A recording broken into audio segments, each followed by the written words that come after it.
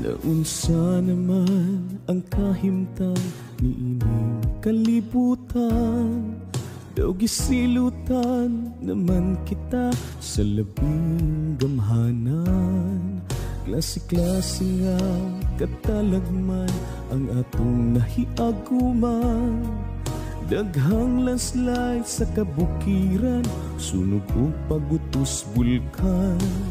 Lunok baha, way paglurang, bagyo pagkadaghan.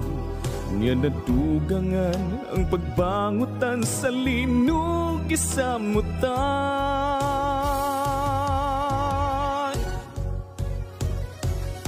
Ang gipasanginlan nga mao'y naingnan, mga bating binuhatan.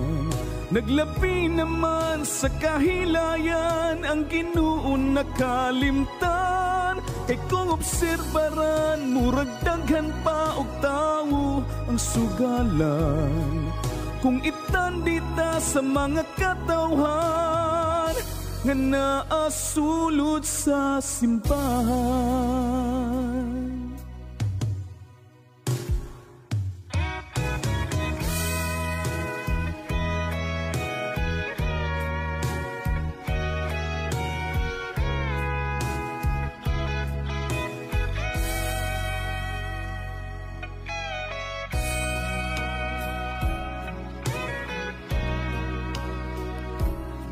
Apan daw wala lang gihapon, kita magpakaban na.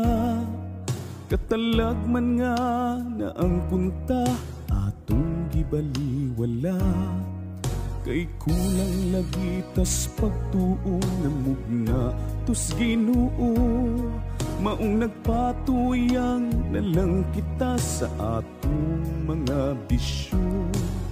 Inom diri, sugal dito, kabit walag tuo.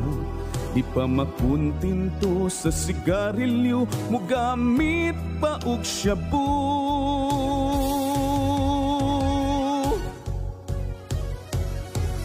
Gubato gera sa ubang nasod, nga labihan yung sa muka. Nagkagrabe na kay magunay pa, maurang kaliwata. Lunob sa ormok ug sa tagluban, pinakagrabe sa tanan. Patayng hipalgan, sari-sari lang, gihiusa ug lubnganan.